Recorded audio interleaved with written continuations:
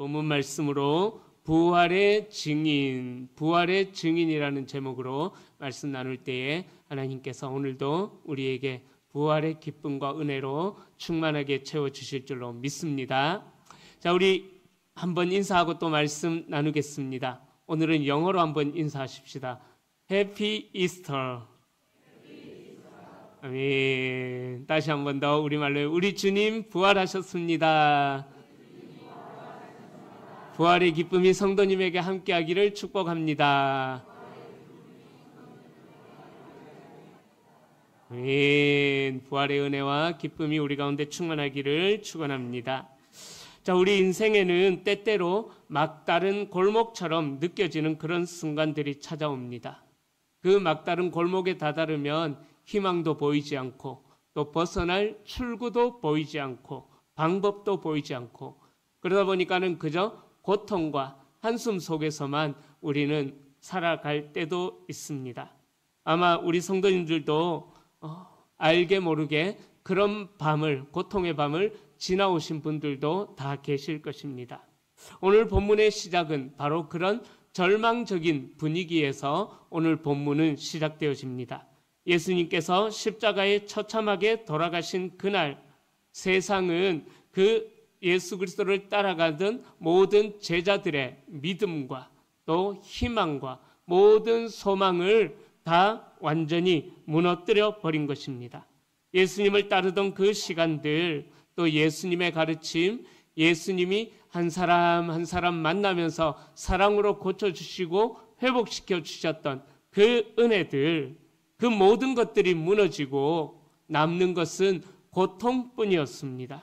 자, 그런 상황 속에서 오늘 본문은 주간 첫날 새벽, 아직 어둠이 가시지 않은 그 시간에 여인들이 가장 먼저 예수님의 무덤을 찾아가는 장면을 보여줍니다.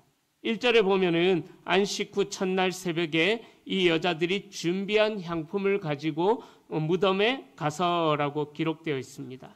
자, 이 안식 후 첫날이라는 날은요, 유대인들의 주간 기준으로 월요일이 아닌 주일이었습니다. 그러니까 유대인들은 토요일을 안식일로 삼았는데 그 안식일이 지나고 첫날, 우리로 말하자면 오늘날로 이야기하자면 우리가 지금 모여서 예배드리는 이날 새벽입니다. 자, 그러니까 여인들은 그 새벽에 향품을 들고 무덤을 향해 갑니다. 자, 그 당시의 향품은 시신들을 정결하게 보존하기 위한 유대인들의 풍습의 하나였던 것입니다. 그래서 예수님의 죽음이 너무 급격하게 이루어졌기 때문에 예수님의 장례를 마무리 짓기 위하여서 여인들은 예수님의 시체에 향품을 바르려고 준비한 향품들을 가지고 무덤으로 찾아갔던 것이죠. 하지만 이 여인들은 그 향품을 들고 무덤으로 가면서 주님이 살아나셨다라는 것을 전혀 예상하지도 못했고 기대하지도 못했던 것입니다. 이들이 무덤을 방문했던 이유는 그저 십자가에 못 박히셨다가 무덤에 누이신 예수님, 향품도 못 바른 불쌍하게 죽임을 당한 그 예수님의 시체에 향품을 바르기 위하여서 무거운 마음으로 무덤으로 갔었던 것입니다. 이들에게는 예수님의 죽음은 단순한 자기들이 따르던 스승의 죽음이 그저 한 인간의 죽음이 아니었습니다. 이들은 지난 주일 종려주일 때 호산나 호산나 다윗의 자손이여 우리를 구원하소서 그렇게 예수님을 향한 열망을 가지고 있었지만은 그러나 그들이 예수님을 바라보며 기대했던 모든 것들이 예수님의 죽음으로 인해서 끝나버렸기에 모든 것이 무너진 절망의 마음을 안고 예수님의 마지막 장례를 치르러 그렇게 갔었던 것입니다. 그런데 무덤에 가니까 놀라운 일이 벌어졌죠. 2절에 보면은 돌이 무덤에서 굴려 옮겨진 것을 보고 그랬습니다. 요즘에는 우리 한국에는 땅에 묻고 또 낙골당 이런 곳에 그 시신의 죄를 넣어두지만은요, 옛날 유대 시대 때는요, 이스라엘은 동굴이 무덤이었습니다. 그러니까 동네 어귀에 있는 그런 동굴이나 아니면은 뭐 가까운 그런 동굴들이 다 무덤으로 사용되었던 것입니다. 자, 그런 무덤 앞에 커다란 돌로 막아두고 경비를 섰었는데 또 그 무덤을 막았던 그 무거운 돌은 한두 사람이 옮길 수 있는 그런 가벼운 돌이 아니었습니다. 힘센 여러 사람이 함께해야만 움직일 수 있을 정도의 무게였습니다. 그 입구에 막았던 돌 무게를 어떤 학자들은 이야기하기를 200kg가 넘는다라고 그렇게 이야기합니다. 그것도 쉽게 굴려가지 않도록 땅에 홈을 파가지고 쉽게 말하면은 흔들바위라고 해야 될까요? 그러니까 땅에 홈이 그냥 아예 묻어두는 것과 같은 그러한 무덤이었습니다. 그러니까 그 입구를 막았던 돌은요 전혀 굴릴래도 쉽게 굴릴 수 있는 것이 아니었습니다. 그런데 이 여인들이 예수님의 무덤에 갔을 때에 돌이 굴려져 있는 것을 보고 무덤이 열려 있는 것을 보고 당황을 했었던 것이죠. 그들이 예수님의 장례를 마무리하러 갔지만은 예수님의 시신도 찾아볼 수가 없었고 그로 인해서 두려움에 빠졌다라고 본문에서 말씀합니다.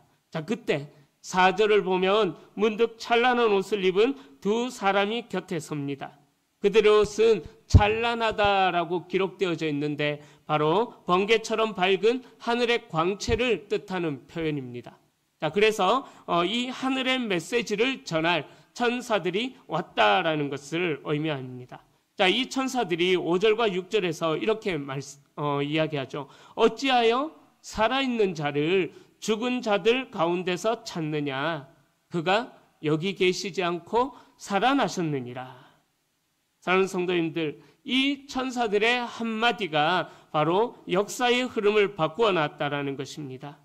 예수님의 부활은 인류의 절망을 소망으로 바꾸는 새로운 시작이 되었던 것입니다. 그런데 안타까운 사실은요, 삶에서 문제가 닥치면 우리는 여인들처럼 무덤을 찾아 내려간다라는 거예요. 이미 희망이 사라졌다고 생각한 그 자리에서 헤어나오지도 못하고 그 자리에 앉아서 계속 절망만 되새기고 그렇게 마음이 무너지는 일들을 스스로 찾아간다라는 것입니다. 그러나 우리 주님께서는 그 절망의 자리에 앉아있는 저와 여러분들에게 이렇게 말씀하십니다. 왜 무덤에서 나를 찾느냐? 나는 살아있다. 나는 부활하였다. 라고 우리 주님께서 말씀하고 있는 것입니다. 그런데도 불구하고 우리는 종종 이 여인들처럼 늘 어려운 일들이 닥치고 우리의 마음에 고난이 닥칠 때에 어디를 찾아가느냐? 스스로 절망이라는 무덤을 파고 그곳에서 슬피 울며 이를 가는 안타까운 모습들이 우리에게 있다라는 것이죠. 그 모든 것들이 무너진 무덤, 그곳에는 우리 주님이 계시지 않았다라는 것입니다. 우리 주님은 이미 살아나셨고 우리를 새로운 삶의 그 부활의 소망과 기쁨이 넘치는 자리로 우리를 부르고 계신다라는 것입니다.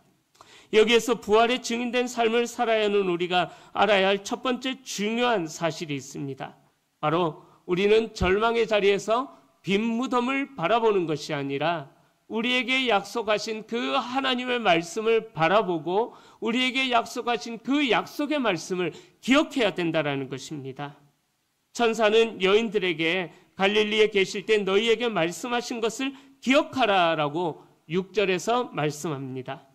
부활의 증인은 절망의 현실을 뛰어넘어서서 말씀을 기억하고 하나님께서 우리에게 주신 그 말씀의 약속을 붙들고 기억하는 사람이 부활의 증인이 될 수 있다라는 사실입니다. 하나님의 약속은 무덤보다 더 크죠. 삶에 찾아온 절망을 이겨내는 첫걸음은 바로 말씀을 기억하는 것. 내가 너를 지키시리라. 내가 너를 복주리라. 내가 너를 보호하리라. 물 가운데로 다닐 때, 불 가운데로 다닐 때 너의 몸이 상하지 않도록 내가 너를 지키리라. 그런다고 물 가운데, 불 가운데 다니시면 안 됩니다. 자, 그러니까 이 하나님의 약속을 믿고 하나님의 말씀을 기억하는 자들이 부활의 증인이 될 수 있다라는 사실입니다. 문제가 나를 집어삼킬 것 같을 그때에 하나님께서 우리에게 주신 말씀을 기억하십시오. 말씀을 기억하는 자만이 무덤을 떠나서 부활의 증인으로 살아갈 수가 있습니다. 말씀을 기억하지 못하는 자들은 계속해서 무덤에 머물러, 오늘 찬송가 우리 찬양대에서도 찬양했는데요, 무덤에 머물러 거기서 더 이상 헤어나오지를 못한다라는 것입니다. 자, 그래서 여인들은 이 말씀을 듣고 기억해냅니다. 그리고 즉시 무덤을 떠나죠. 여러분, 증인의 길은 머뭇거리지 않는다라는 것입니다. 하나님께서 우리에게 주신 그 약속의 말씀이 내게 남아있다면은 헤어나올 수 없을 것 같았던 그 절망의 자리에서 우리는 벌떡 일어나서 부활의 소망이 있는 그 자리로 달려나가야 하는 것입니다. 8절은 이렇게 기록합니다. 그들이 예수의 말씀을 기억하고, 그리고 9절에서 말씀을 기억한 여인들은 무덤에서 돌아가 이 모든 것을 11사도와 모든 사도들, 다른 모든 이에게 알리니라라고 그렇게 말씀합니다.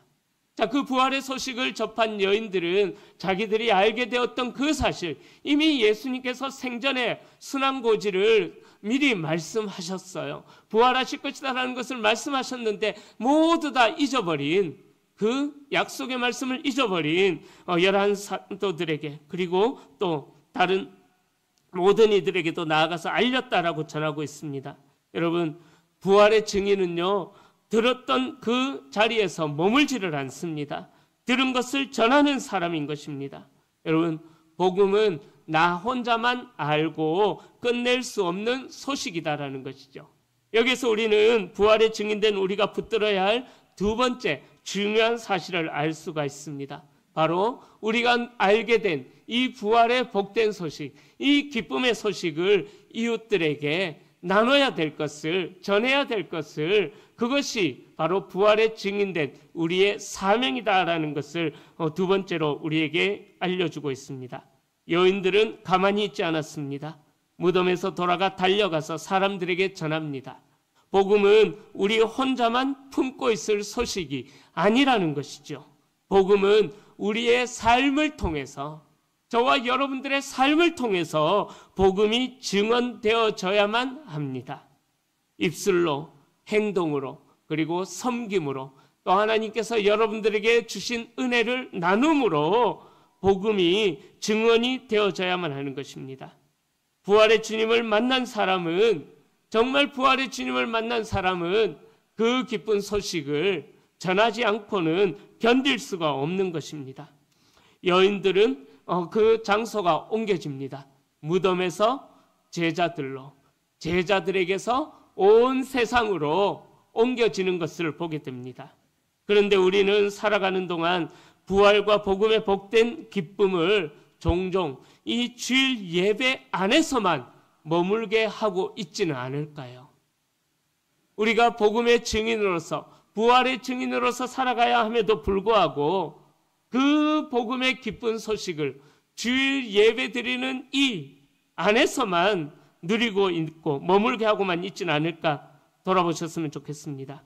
부활의 증인이 된다라는 것은요, 우리가 그 복된 소식을 알게 되었다면은 거기서 머무르는 것이 아니라 나의 가족과 또 친구들과 이웃들에게, 직장 동료에게 그 사랑을 전하는 삶으로 증명이 되어지는 것입니다. 여러분 주변에 예수 그리스도를 아직 만나지 못하여서 절망 가운데 있는 영혼들이 있다면은 그분들을 찾아가셔서 주의 사랑을 전해야만 하는 것입니다. 때로는 그들에게 따뜻한 말 한마디로 위로할 수도 있고요, 진심 어린 기도로도 위로할 수 있고, 때로는 함께 해주는 작은 짧은 시간이더라도 그들에게 힘을 전해주고 하나님의 생명을 전해줄 수가 있는 것입니다. 그렇게 우리가 함께 해주는 그 시간이 있을 때에 그 시간은 누군가에게 무덤에서 빠져나오게 할 수 있는 열쇠가 될 수 있다라는 사실입니다. 자, 그렇다면은 이제 부활의 소식을 들었던 사람들의 반응은 어땠겠습니까? 11절을 보시기를 바랍니다. 사도들은 그들의 말이 허탄한 듯이 들려 믿지 아니하나. 그 부활의 소식을 들었지만 예수님이 생전에도 그렇게 부활할 것이다라고 이야기를 했었는데도 불구하고 그 제자들조차, 사도들조차 그 여인의 말을 허탄한 소리로 들어서 믿지 아니했다라고 이야기합니다. 이 허탄한이라는 단어는요, 터무니없는 이야기, 쓸데없는 이야기라는 의미입니다. 쉽게 말하자면은 말도 안 되는 소리다라는 것이죠. 부활의 복음은 인간의 이성으로는 쉽게 받아들이기 어렵습니다. 성령께서 믿음을 주셔야지만 이 부활이 믿어지게 된다라는 것입니다. 자, 그러다 보니까는 사도들은 죽었던 자가 어떻게 살아나느냐? 우리가 분명히 예수님의 죽음을 보았는데 어떻게 살아날 수가 있느냐? 믿지를 못했다라는 것이죠. 그런데요, 이 사도들, 예수님의 제자들이 죽었다가 살아난 사람을 본 적이 있었을까요? 없었을까요? 언제 있었죠? 나사로. 마르다와 마리아의 오빠 나사로가 살아난 것을, 죽었다가 살아난 것을, 썩어서 냄새가 나는 나사로가 살아난 것을 보았음에도 불구하고 그 기적은 우리의 스승님과는 상관없다. 그런 생각들을 하면서 사도들은 여인들의 말을 허탄한 이야기다, 말도 안 되는 소리다, 받아들이지를 않았다라는 것입니다. 그런데 그 제자 중에 한 사람, 다혈질, 혈기가 왕성한 베드로는 달랐습니다. 12절에 보면은 그는 직접 무덤을 향해 달려갑니다. 직접 눈으로 보고 확인하고 그 믿음이 확신으로 바뀌어진 것입니다.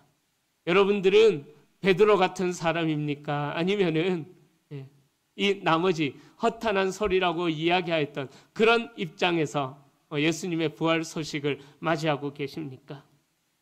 여기서 우리는 부활의 증인된 우리가 붙들어야 할 세 번째 사실을 발견할 수가 있습니다. 바로 믿음의 발걸음을 옮겨야 된다라는 것입니다.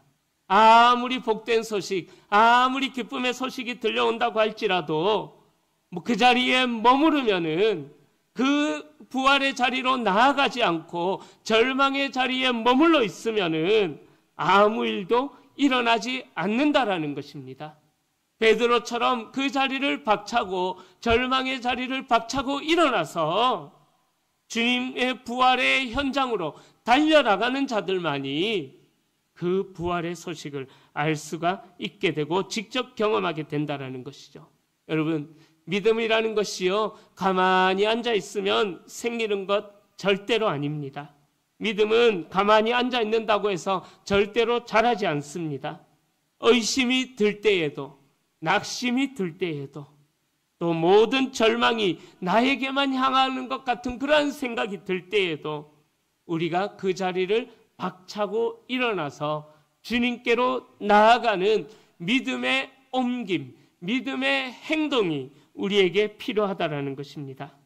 그래서 로마서 10장 17절에서는 이렇게 말씀합니다. 믿음은 들음에서 나고 들음은 그리스도의 말씀으로 말미암느니라. 사랑하는 성도님들, 우리의 믿음을 자라나게 하는 그러한 시간이 있다면은 그 자리로 힘써서 달려나가셔야만 합니다. 그냥 내가 이때까지 살아왔던 것, 내가 다 아는데 그렇게 그 자리에 머물러 있으면 우리의 믿음은 절대로 자랄 수가 없다라는 것입니다. 우리도 우리의 삶이 무덤처럼 닫힌 현실에 부딪힐 때가 있습니다. 그러나 부활의 주님은 무덤을 여셨고 절망을 소망으로 바꾸어 주셨다라는 것입니다. 절망을 소망으로 바꾸신 주님께서 이 소망의 자리로, 이 부활의 영광스러운 자리로 너희들이 나오라라고 우리 주님께서 불러주셨다라는 것입니다. 그러기에 말씀을 기억하며 부활의 소식을 전하며 믿음의 발걸음을 옮기는 부활의 증인으로 살아가야 될 것을 우리 주님께서 오늘 본문을 통해서 우리에게 말씀해 주고 있습니다. 여러분, 이것이 바로 부활을 믿는 사람들의 삶이라는 것입니다. 여러분, 부활의 증인은 모든 것을 다 갖춘 완벽한 사람이 아닙니다. 두려움에 무너졌던 여인들도, 예수님을 부인했던 베드로도, 처음에 믿지 못했던 사도들도 주님의 부활의 자리로 나아갔을 때에 그들이 새로운 사람이 되었다라는 것입니다. 그들이 부활하신 주님을 만나는 자리로 믿음의 발걸음을 옮겼을 때에 그들은 예수님 그리스도의 증인으로 살아갈 수가 있었다라는 것입니다. 여러분, 삶의 무덤 앞에 절대로 멈춰서지 마십시오. 부활은 2000년 전 예루살렘에서 일어난 역사적인 사건일 뿐만 아니라 오늘 우리의 삶을 새롭게 하는 하나님의 현재형, 하나님의 현재 역사하시는 능력이 되는 것입니다. 역사적인 사건일 뿐만 아니라 우리의 삶을 새롭게 만들어가는 현재에 일어나는 그러한 능력이 되어진다는 것입니다. 여전히 살아계신 우리 주님께서는 오늘도 우리를 절망의 자리에서 일으키셔서 부활의 증인으로 세우고 계신다라는 것입니다. 우리의 삶이 절망으로 가득할 때, 우리 안에 믿음이 작고 연약할 때도 주님은 우리를 부활의 증인으로 부르고 계십니다. 부활의 주님이 이미 그 무덤을 여셨고, 그래서 말씀을 붙들고 복음을 전하며 믿음의 발걸음을 계속해서 증인된 자리로 옮겨 나가기를 우리 주님께서는 원하신다라는 것입니다. 여러분, 부활을 믿는다는 것은요, 절망의 무덤 앞에서도 소망을 품는 것입니다. 부활을 믿는다는 것은 고난 속에서도 하나님의 뜻을 바라보는 것입니다.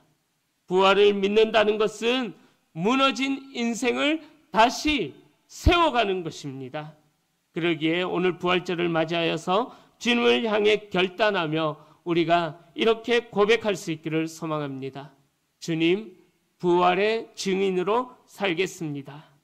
절망이 아니라 주님의 말씀을 기억하여서 이웃에게 복음을 전하고 믿음의 걸음을 옮겨가겠습니다. 우리가 이 부활절을 맞이하여서 이렇게 주님 앞에 고백할 수 있기를 소망합니다. 이러한 삶을 살아갈 때에 우리의 삶은 부활의 증거가 되는 그러한 삶으로 하나님께서 인도하실 줄로 믿습니다. 이제 말씀을 정리합니다. 사랑하는 성도님들, 우리 모두가 다 부활의 증인으로 살아갈 수 있기를 축복합니다. 우리 교회가 베스트 초청 전도 축제로 이 두 달을 4월과 5월을 지내고 있습니다.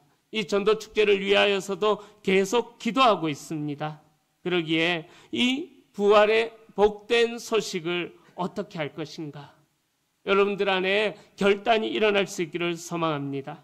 우리에게 허락하신 이 기쁨의 소식을 우리와 함께 하시는 그 하나님의 능력을 의지하여서 복음을 들고 아직 복음을 듣지 못한 그 영혼들에게 달려나아갈 수 있는 우리 성도님들이 될 수 있기를 축복합니다. 말씀을 기억하여 세상 속으로 나아가서 부활을 전하는 증인의 길을 걸어가시는 그 증인의 삶을 살아가시는 우리 모든 성도님들이 다 되시기를 우리 주님의 이름으로 간절히 축원합니다.